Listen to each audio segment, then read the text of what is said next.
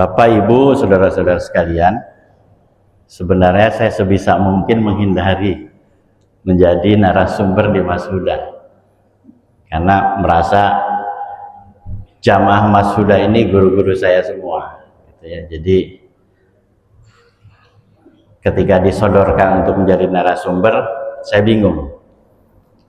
Bicara tafsir bukan ahli tafsir saya, bicara hadis juga bukan ahli hadis, tapi nggak apa-apa. Untuk yang saat ini saya tidak bisa menghindar, maka saya mencoba sharing tentang hal-hal yang merupakan dari yang selama ini ibaratnya yang menjadi concern saya di bidang manajemen dan pendidikan dan sebagainya. Dan hari ini saya mencoba sharing tentang bagaimana membangun kepercayaan umat melayani jamaah. Dan saya disclaimer bahwa apa yang saya sampaikan ini adalah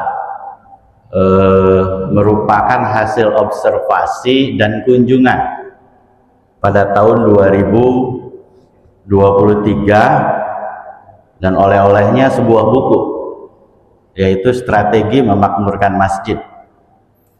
Tahun 2023 bulan Maret itu saya bersama Pak Haji Nasruddin bersama jamaah subuh Masjid Al-Mujahidin itu melakukan silaturahmi ke Masjid Al-Falah Sragen dan Masjid Jogo Karian, Jogo Karian, Jogo ya. Jadi minal Masjid Al-Mujahidin ila Masjid Al-Falah dilanjutkan ke Jogo Karian. Apa yang kami lakukan? Kami mencoba memotret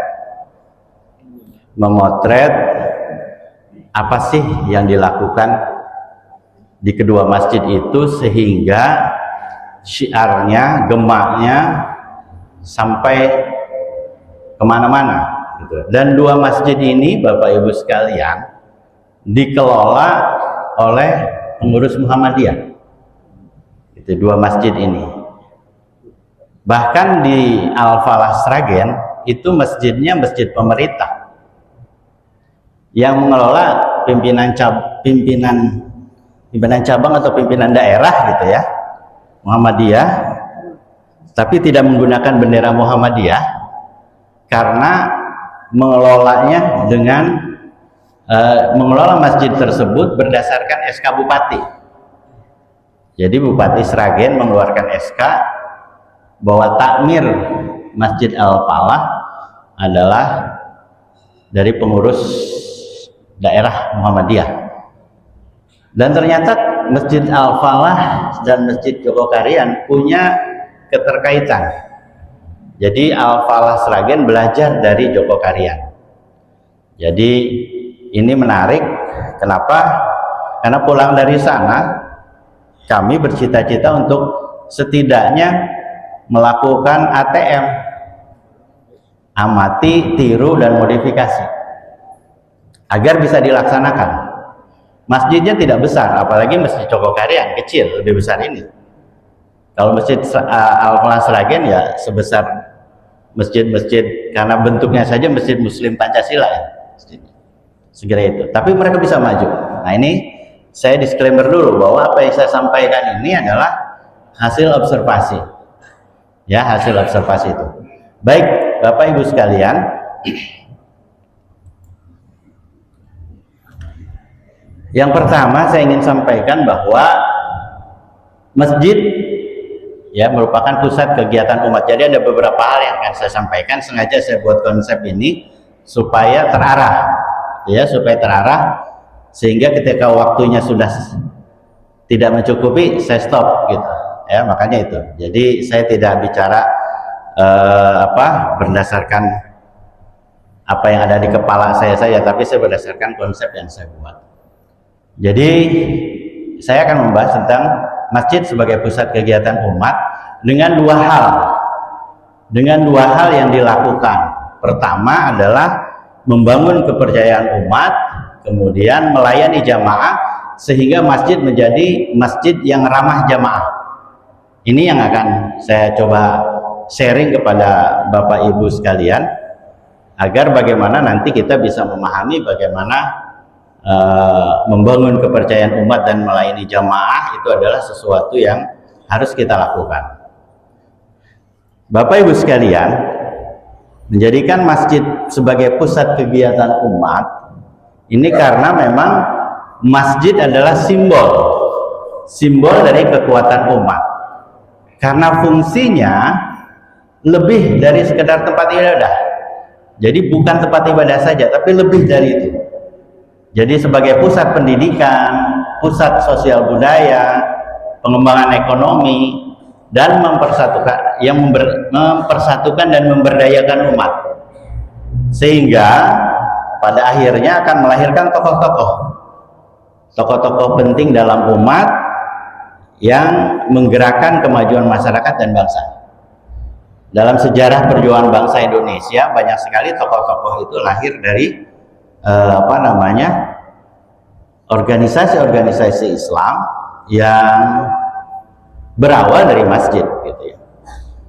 Nah, kekuatan ini akan terwujud manakala peran masjid dimaksimalkan, ya, dimaksimalkan dalam pengembangan masyarakat sesuai dengan tuntutan zaman.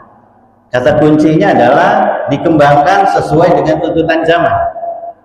Ya, mustahil berkembang kalau tidak mengikuti perkembangan, itu ya. Nah, ini yang harus kita pahami, termasuk di dalam bidang pendidikan, ekonomi, dan pelayanan umat, gitu. Jadi kalau kita mengacu kepada apa yang dicita-citakan oleh pendiri Muhammadiyah, Kiai Haji Dahlan, bahwa yang ingin dilakukan atau yang ingin disampaikan kepada umat adalah bagaimana umat itu cerdas dan sejahtera, gitu ya. Maka masjid harus kita berdayakan itu. Kalau Kiai Dahlan berawal dari musola, gitu ya, bahkan musolanya pernah dirobohkan, gitu. Nah, ini kita mencoba bagaimana masjid menjadi pusat kekuatan umat. Ini adalah salah satu landasan dari bagaimana Allah memerintahkan kita untuk memakmurkan masjid, yaitu di surat At-Taubah ayat 18. A'udzubillahi minasyaitonirrajim. Bismillahirrahmanirrahim. Innama ya'muru masajidallahi man amana billahi wal yaumil akhir wa aqamas salata wa ataz zakata wa lam yakhsha illallah fa asa ulaika ayyakunu minal muhtadin. Yang artinya, hanyalah yang memakmurkan masjid-masjid Allah ialah orang-orang yang beriman kepada Allah dan hari akhir, serta tetap mendirikan sholat, menunaikan zakat, dan tidak takut kepada siapapun selain kepada Allah. Maka merekalah orang-orang yang diharapkan termasuk golongan orang-orang yang mendapatkan petunjuk. Jadi inilah landasan legal, itu kalau bahasa orang-orang sekarang, legalitasnya ini, ya, legal standingnya ini. Nah, untuk kita bagaimana memakmurkan masjid. Memakmurkan masjid itu bukan hanya sekedar mendirikan sholat 5 waktu berjamaah, tetapi bagaimana melayani umat dengan penuh tanggung jawab. Jadi melayani dengan penuh tanggung jawab, ya, bukan hanya melayani, tapi melayani dengan penuh tanggung jawab. Karena ada tanggung jawab, maka butuh komitmen bersama untuk memakmurkan masjid yang merupakan tugas utama kita sebagai seorang muslim atau seorang yang beriman. Jadi itu bisa dilakukan ketika semua kita memiliki komitmen. Tidak mungkin komitmen itu hanya dimiliki oleh ketua, tapi harus semua tim. Karena ketika kita bicara tentang masjid, maka bicara tentang komunitas. Memakmurkan masjid berarti menghidupkan dan mensyiarkan masjid dengan berbagai aktivitas ibadah yang mencakup kegiatan rutin seperti sholat berjamaah 5 waktu, pendidikan dan pelatihan, sosial dan budaya, termasuk tadi kegiatan membangun ekonomi umat. Sehingga masjid keberadaannya benar-benar menjadi pusat kegiatan umat. Yang tidak kalah pentingnya adalah termasuk di dalamnya bagaimana menjaga kebersihan dan kenyamanan masjid, ya, serta mengelola masjid secara modern dan mandiri. Tadi di awal saya katakan bahwa mengelola masjid harus sesuai dengan kebutuhan dan perkembangan zaman. Maka di era sekarang ini mengelola masjid harus dilakukan secara modern dan mandiri untuk mendukung kebutuhan jamaah. Karena kebutuhan jamaah beragam, gitu ya, kebutuhan jamaah beragam. Maka kita harus bisa mampu melakukan itu. Nah, problem yang sering muncul ini ketika kami diskusi.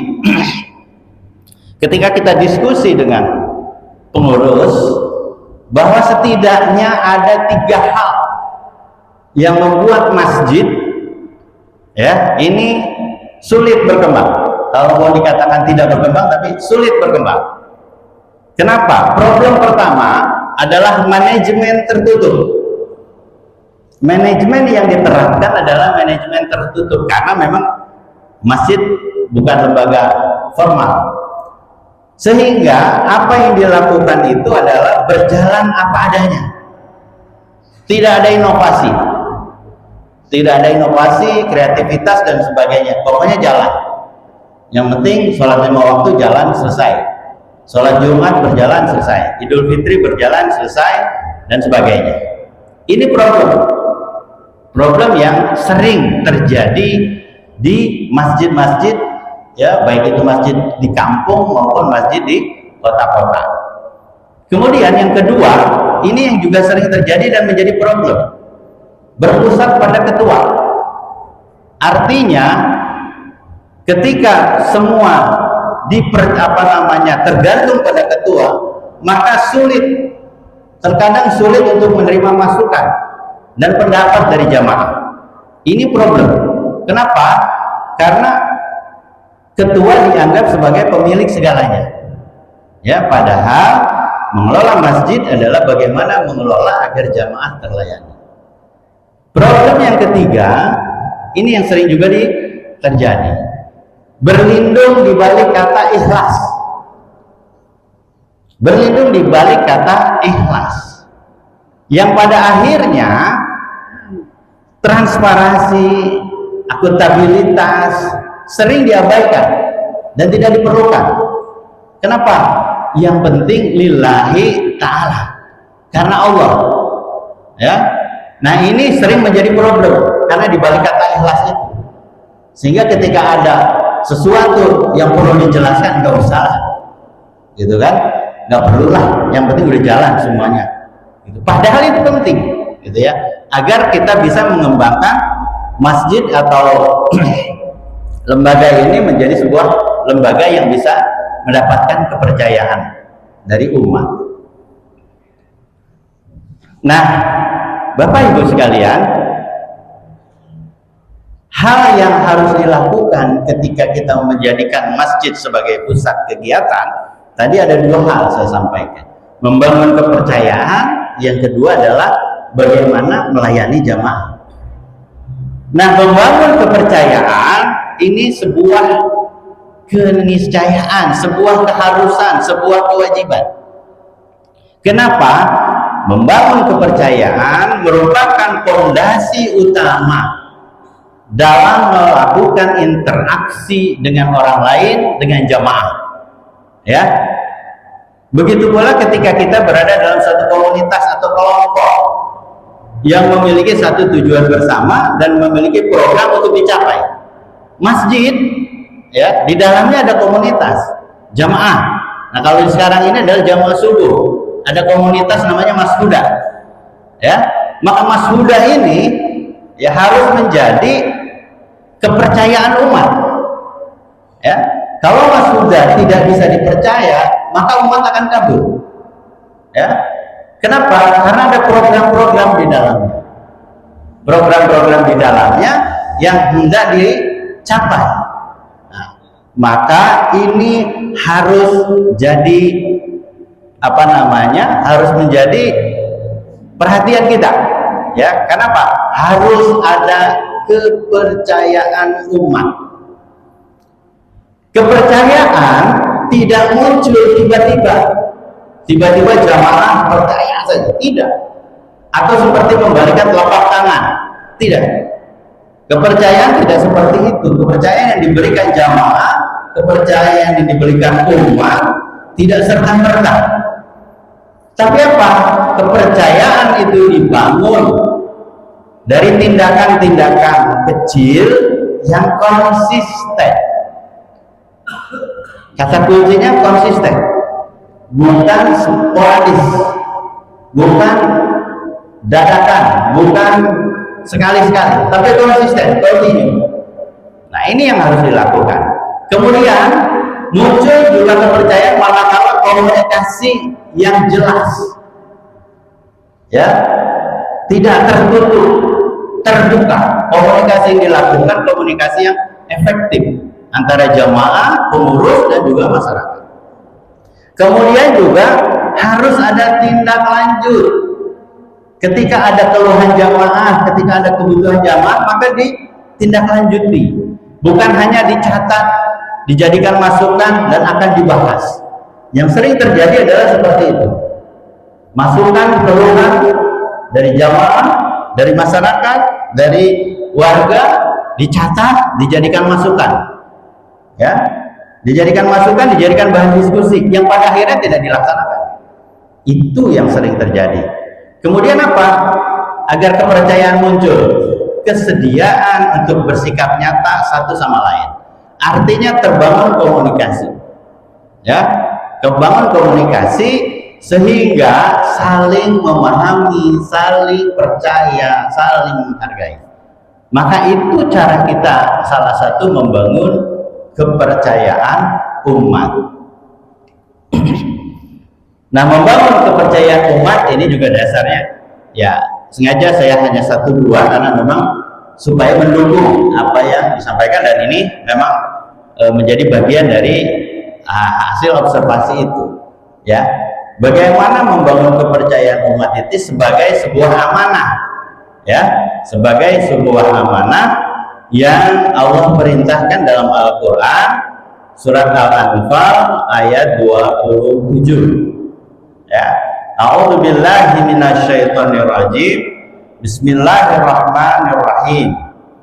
Ya ayyuhalladzina amanu la taqulullaha war rasula wa taqulu amanatikum wa antum ta'lamun. Hai orang-orang yang beriman, janganlah kamu mengkhianati Allah dan Rasul Muhammad, dan juga janganlah kamu mengkhianati amanat-amanat yang dipercayakan kepadamu sedangkan kamu mengetahui. Nah, ini mudah-mudahan menjadi dasar dan landasan kita dalam melaksanakan amanah yang diberikan. Nah, selanjutnya ingin saya sampaikan tentang beberapa aspek penting ketika kita mendapatkan amanah, agar amanah itu bisa kita jaga, ya, agar amanah bisa kita jaga sehingga bisa kita laksanakan, yang pada akhirnya amanah kita laksanakan dan tujuan yang diberikan juga tercapai. Yang pertama, Bapak Ibu sekalian, adalah diperlukannya integritas. Integritas yaitu kejujuran, menjunjung tinggi kejujuran dan konsistensi dalam tindakan maupun perkataan, sehingga semua yang dilakukan dapat dipertanggungjawabkan.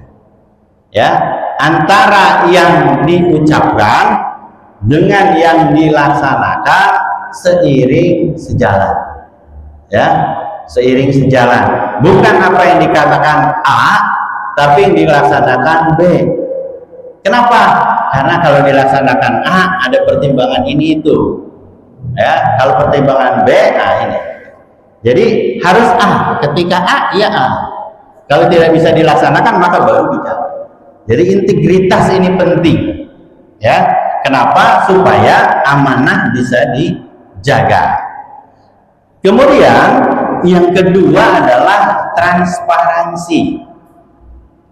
Keterbukaan dalam komunikasi dan pengelolaan menjadi aspek penting sehingga jamaah dapat mengakses informasi dengan mudah. Nah, ini tadi yang saya sampaikan tadi, bahwa mengelola masjid, mengelola lembaga sekarang seperti yang disampaikan harus menyesuaikan, ya, menyesuaikan dengan perkembangan zaman dan kebutuhan jamaah.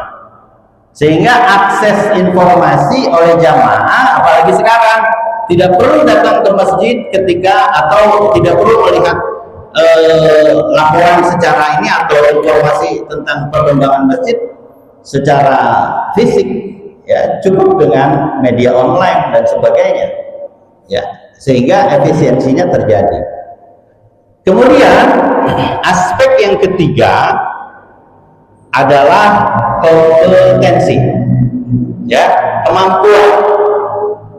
Memiliki kemampuan dan pengetahuan yang relevan sehingga tugas yang dilakukan sesuai dengan kompetensi yang dimiliki, ya. Jadi mengelola masjid, walaupun mungkin misalnya kemarin itu disampaikan, walaupun pengurusnya para pensiunan misalnya, tapi para pelakunya, ya, eksekutor di lapangannya harus orang-orang profesional, harus orang-orang muda yang bisa bergerak. Tapi kebijakan boleh dari orang-orang tuanya. Nah itu, jadi harus orang yang berkompeten yang ditugaskan. Kemudian yang keempat adalah empati, memahami dan merespon kebutuhan jamaah dengan penuh perhatian sehingga program yang digulirkan tepat sasaran dan dapat dirasakan oleh umat. Ini penting, ya. Jangan seperti apa, pokoknya yang penting berjalan program, mau dirasakan atau tidak urusan lain. Tapi harus berdasarkan pertimbangan, ya, kalau bahasa sekarang kajian gitu, ya. Apa sih yang dibutuhkan umat? Apa sih yang dibutuhkan jamaah? Yang dibutuhkan jamaah misalnya tempat wudhu yang bersih, yang nyaman, ya sudah, lakukan itu. Jangan ketika yang dibutuhkan tempat wudhu yang diberikan misalnya karpet, gitu, tidak sesuai. Yang dibutuhkan karpet yang diperbaiki halaman misalnya, tidak seperti itu. Tapi bagaimana kita memahami kebutuhan jamaah? Kemudian yang kelima adalah konsistensi, ya, konsistensi dalam pelayanan dan penerapan nilai-nilai sehingga program yang dijalankan dapat berlangsung lama dan berkembang. Jangan sampai program yang dilakukan adalah program ya hari ini saja, tidak bisa dilakukan, tidak bisa dilaksanakan atau tidak bisa dirasakan sepanjang masa. Maka penting bagi pengurus-pengurus masjid atau takmir itu menyusun program, menggulirkan, melakukan diskusi-diskusi, ya, tentang apa sih kebutuhan jamaah, apa sih yang harus bisa kita berikan pelayanan kepada jamaah, ya. Nah, seperti misalnya di Darul Arqam saat ini, masjid besar di pinggir jalan, ya, bahkan masjid yang sudah sangat tua, ya. Apalagi sekarang di Darul Arqam ada Mas Huda. Mas Huda adalah anak kandung dari masjid, dari DKM, anak kandung yang punya kegiatan yang seperti hari ini. Nah, seperti kebutuhan hari ini, ada program ambulan. Ambulan adalah kebutuhan yang diperlukan. Kenapa? Sekarang ini Bapak Ibu sekalian, masjid, musola kecil saja punya ambulan. Coba bayangkan Darul Arqam yang masjidnya besar megah seperti ini, ya, tidak punya. Jamaah Darul Arqam kalau membutuhkan ambulan,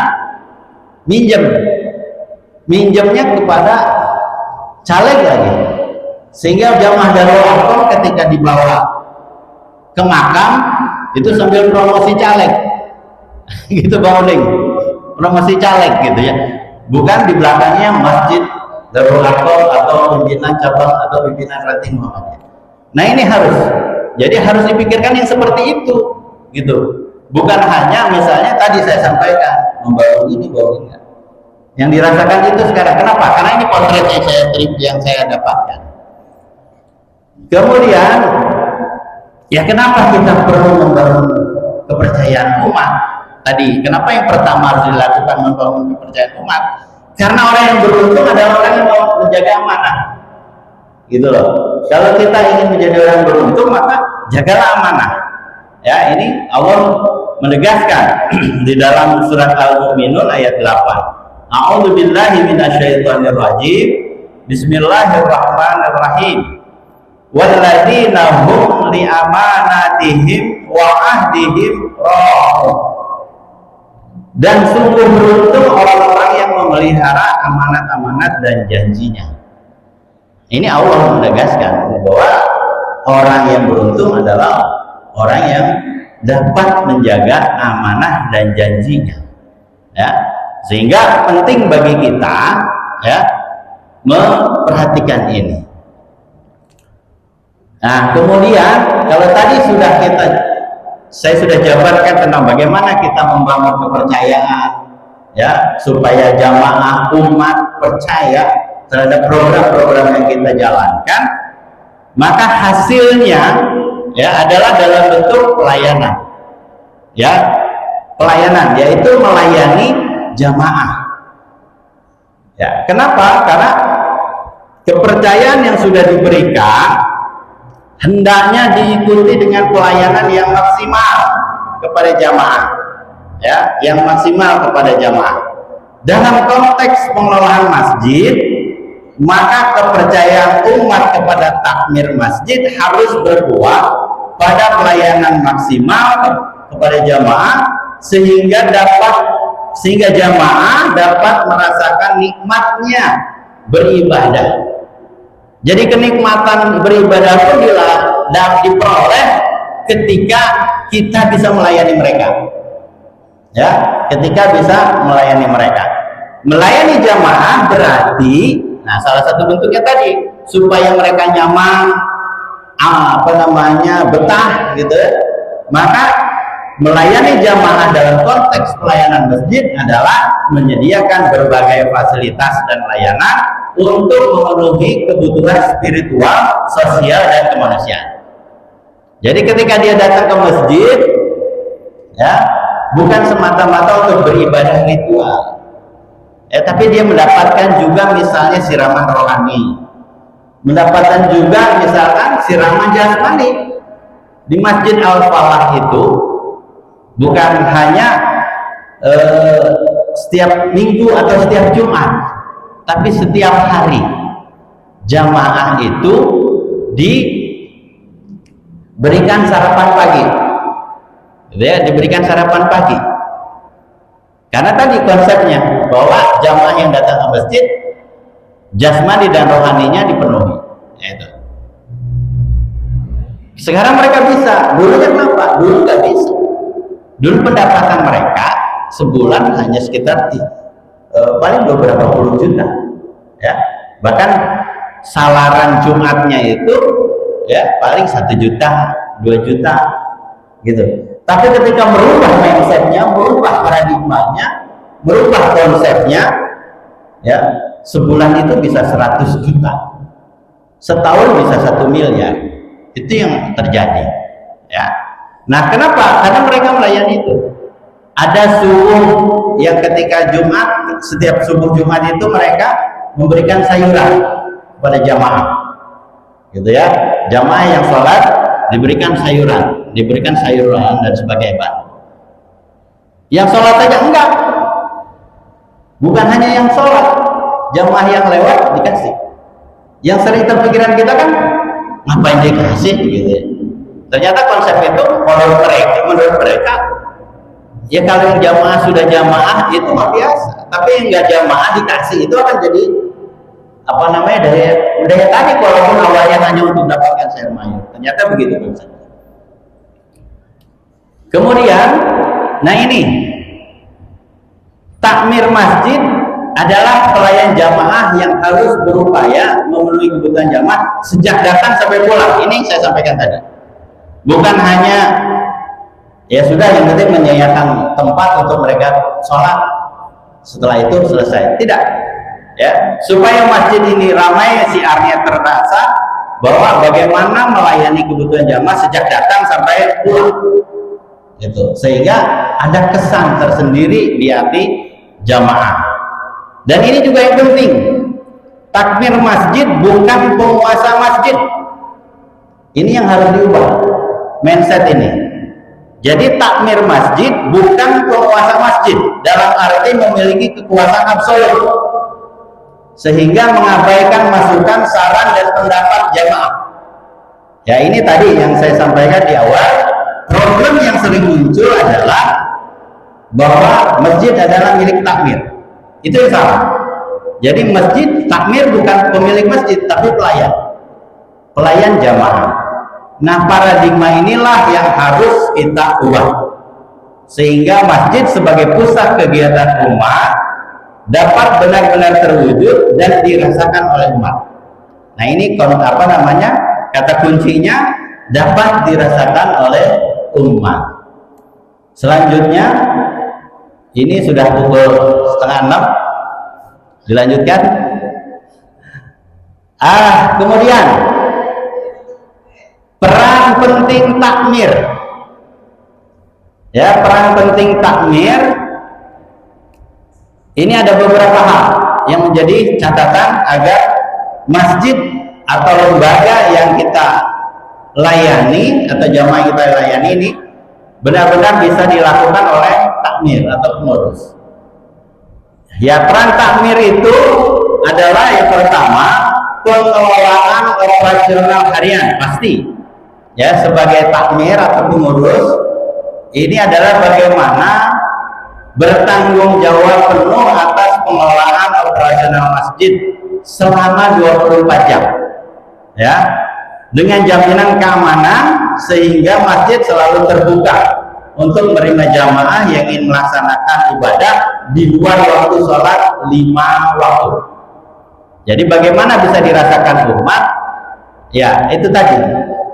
Ya, kalau di sana konsepnya masjid nggak boleh dikunci, gitu ya. Biarkan jamaah keluar masuk masjid. Masjid harus terang benderang.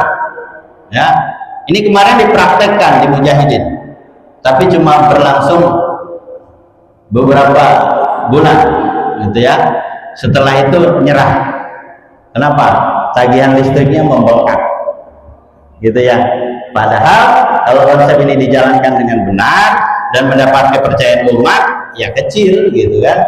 Cuma bayar listrik mah, gitu ya. Kalau umatnya mendukung, jamaahnya mendukung. Kemudian peran takmir apalagi? Pemeliharaan fasilitas masjid. Menjaga kebersihan dan memelihara fasilitas masjid bukan hanya pada hari Jumat, ya, bukan hanya pada hari Jumat atau hari-hari tertentu, tetapi harus dilakukan setiap hari sehingga jamaah yang datang merasakan nyaman dan tenang berada di masjid.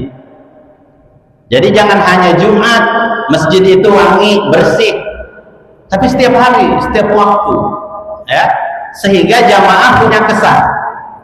Kalau masjid, kalau saya mampir ke sana enak sholat, saya punya kesan, ya. Ini subjektif, ya. Saya paling senang itu kalau ke BSD itu lagi jalan, misal ada tugas-tugas, saya mampir di Masjid Al Hakim yang lagi dibangun tuh. Kenapa? karpetnya empuk, wangi, gitu. Walaupun masih dibangun, lagi renovasi, ya, WC-nya bersih. Jadi kita lagi di jalan ke mules gitu, nyaman, gitu. Kalau di sini di masjid Uteh, walaupun kecil tapi nyaman tuh. Walaupun jauh kita sholat itu adem, gitu, nyaman. Karpetnya empuk, gitu. Itu nyaman, gitu ya. Walaupun ini subjektif ya, belum tentu nyaman menurut saya, belum tentu nyaman buat Bapak Ibu. Kemudian peran berikutnya adalah pengorganisasian kegiatan. Takmir itu mengorganisir, ya. Jadi EO, event organizer, ya, mengatur kegiatan keagamaan, sosial pendidikan, dan tidak kalah pentingnya adalah pemanfaatan media informasi digital. Nah, ini yang sekarang sudah mulai kita lakukan. Nah, ada Ustadz Fikri, ya, ini jangan sampai di kemana-mana ini. Ya, saya nyari ini nih, nyari Ustadz Fikri baru ketemu, gitu, ya. Pengen masjid medianya berkelihatan, alhamdulillah ada Ustadz Fikri. Ya, setiap kegiatan sekarang sudah mulai diupload, termasuk tadi tuh media informasi, sehingga ya akses informasi dapat diperoleh jamaah dengan mudah tanpa terhalang ruang dan waktu. Sekarang kan enak tuh, di grup Masuda setiap kegiatan yang ada di Masjid Darul Arqam disiarkan. Kalau udah nggak dapat, bisa di YouTube-nya dan sebagainya. Nah, ini jadi bagaimana mengorganisasikan supaya kegiatan informasinya nyampe. Kemudian peran penting berikutnya adalah koordinasi dan pemberdayaan jamaah.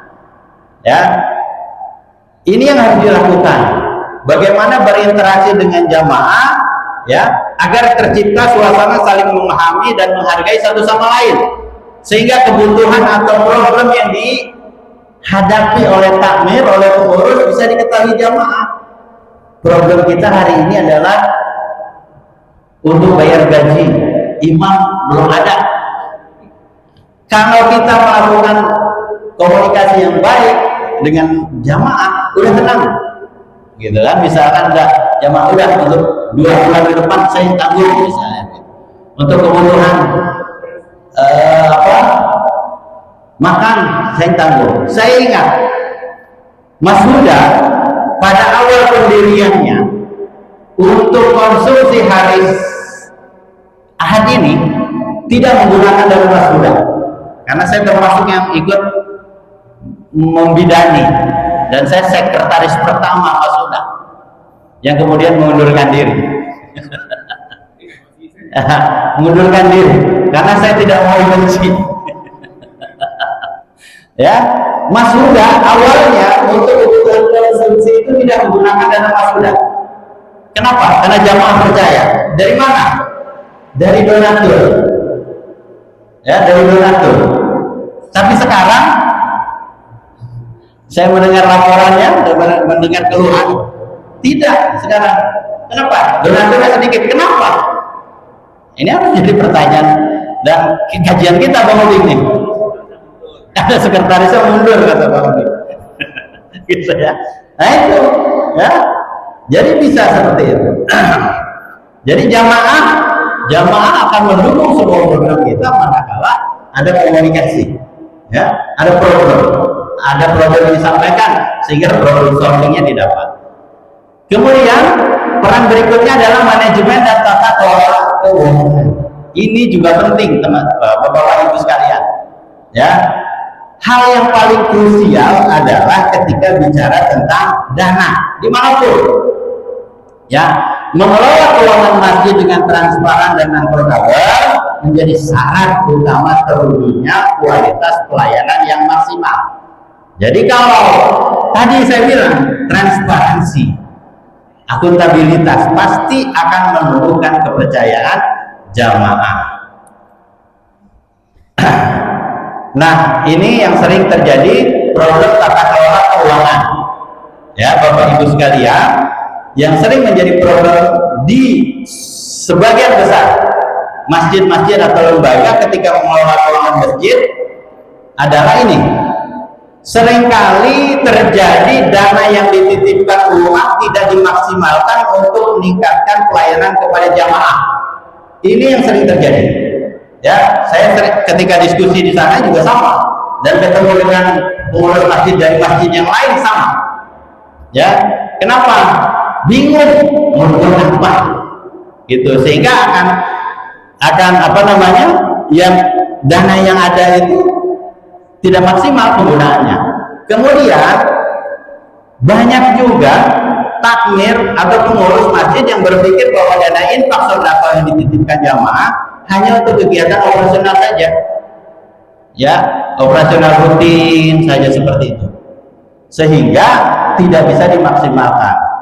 Kemudian ini yang juga sering terjadi di masjid-masjid lain, ya, atau di tempat-tempat lain. Dana disimpan di rekening pribadi, baik itu bendahara ataupun ketua ataupun sekretaris, bukan disimpan di rekening masjid atau lembaga, dan hanya diumumkan setiap kali sholat Jumat. Ini rawan. Kenapa? Ketika terjadi sesuatu tidak bisa dipertanggungjawabkan.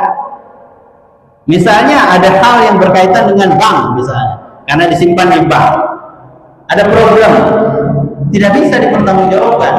Atau ada hal yang berkaitan dengan misalnya menyimpannya di BMT, tidak bisa dipertanggungjawabkan. Benar, Bang Udin? Iya, nggak bisa dipertanggungjawabkan. Kenapa? Karena tadi. Jadi harus benar-benar penyimpanannya itu penyimpanan yang betul-betul bisa bisa diamankan. Karena ini dana umat. Nah, ini problem 3 hal ini yang sering terjadi ketika mengelola keuangan masjid atau lembaga. Nah, alhamdulillah sudah sampai pada akhir, Bapak Ibu sekalian. Dari semua yang tadi saya uraikan, itu adalah hasil observasi dan kunjungan, bahwa ini yang perlu kita perhatikan, bahwa takmir dan tim pengurus bukan penguasa masjid yang keputusannya absolut, karena sesungguhnya takmir adalah pelayan jamaah yang tugas utamanya menyediakan pelayanan yang ramah dan maksimal kepada jamaah. Ini yang perlu sama-sama diperhatikan oleh para takmir dan pengurus masjid. Yang kedua, manajemen dan tata kelola keuangan yang transparan dan akuntabel merupakan tugas yang harus dilaksanakan oleh takmir masjid agar tumbuh kepercayaan umat. Yang ketiga, pemanfaatan media digital dan media sosial menjadi sebuah keniscayaan yang harus dilakukan agar semua informasi yang berkaitan dengan aktivitas dan kegiatan masjid dapat dengan mudah diakses oleh jamaah. Dan yang terakhir, penggunaan media sosial dalam pelaporan keuangan adalah langkah strategis yang dapat menarik minat jamaah untuk mengeluarkan zakat, infak, dan sedekah, sehingga potensi umat dapat digali dan diberdayakan secara maksimal. Pas bunyi bel, secara maksimal.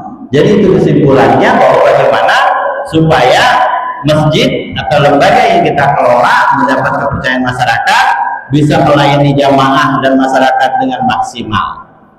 Dan terakhir, ini ada perhatian berdasarkan hasil tadi itu, gitu ya, bahwa yang perlu perhatian kita semua, jangan simpan kas masjid terlalu lama, karena kas masjid yang besar menunjukkan ketidakmampuan takmir dalam mengelola keuangan.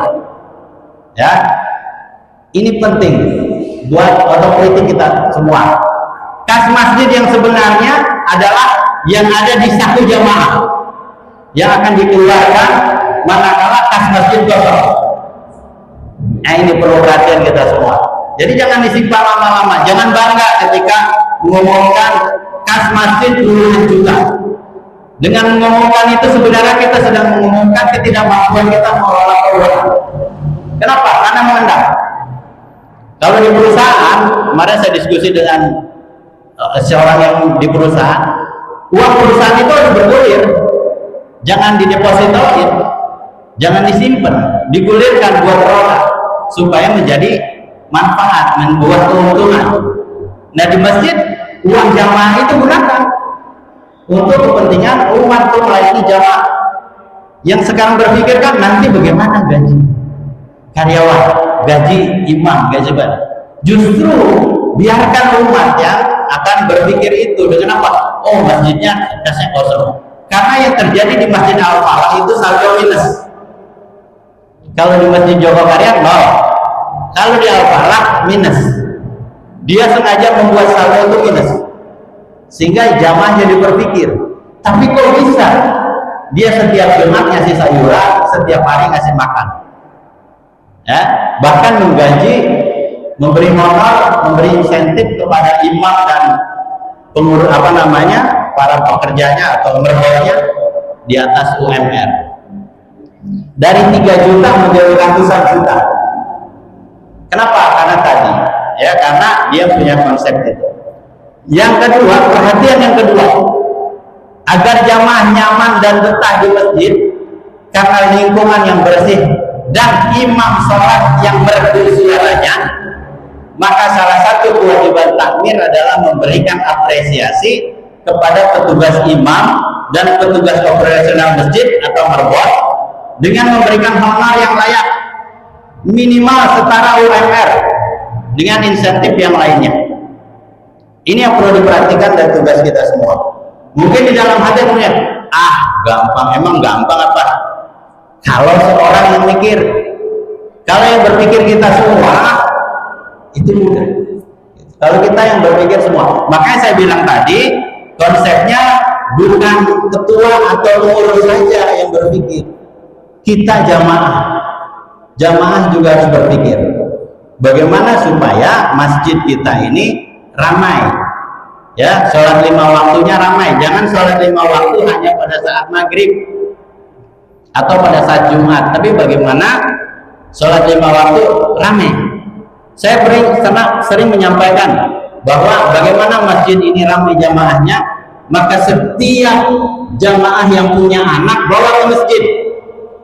Setiap jamaah yang punya anak dan punya istri, punya cucu, bawa ke masjid. Kalau setiap orang membawa 4 atau 5 orang, misalnya anaknya 2 atau 3 atau 4 dibawa ke masjid, penuh masjid kita. Tapi yang sering terjadi adalah orang tuanya egois, ke masjid datang sendirian, ya, alasannya udah susah, ya, udah susah ngajak anak. Padahal itu perlu proses. Ngajak anak ke masjid itu perlu proses. Prosesnya apa? Sejak anak-anak, sejak balita, bawa dia ke masjid, ya, sehingga kalau sudah dewasa gampang, nggak perlu diajak, ya, ngelihat bapak ibunya pergi ke masjid, anaknya ngikut. Itu yang harus kita lakukan sekarang supaya masjidnya rame, gitu ya. Jangan emak bapaknya aja yang ke masjid, kan masuk surga bukan emak bapaknya, pengen sekeluarga, benar nggak Bu? Atau emak bapaknya aja yang masuk surga, kan nggak juga. Nah, itu Bapak Ibu sekalian yang dapat saya sampaikan. Sekali lagi, apa yang saya sampaikan ini seperti disclaimer saya di awal. Apa yang saya sampaikan, materi yang ada dalam konten yang saya sampaikan adalah merupakan oleh-oleh hasil lawatan ke 2 masjid yang ternyata dikelola oleh pengurus Muhammadiyah, gitu ya, yang ternyata memang ketika Muhammadiyah mengurus mengelola masjid harusnya seperti itu. Dan mohon maaf apabila ada hal-hal yang kurang berkenan, ada kata-kata yang mungkin ya keceplosan atau apapun itu, ya, saya mohon maaf, karena ya itulah yang harus disampaikan, gitu ya, harus disampaikan karena hasil potret yang ditemukan ketika melakukan perjalanan. Terima kasih kepada seluruh jamaah. Saya tutup dengan kebenaran datangnya dari Allah, kesalahan karena kelemahan sebagai manusia biasa. Demikian, nasrum minallah wa fathun qarib wa basyiril mu'minin. Wassalamualaikum warahmatullahi wabarakatuh.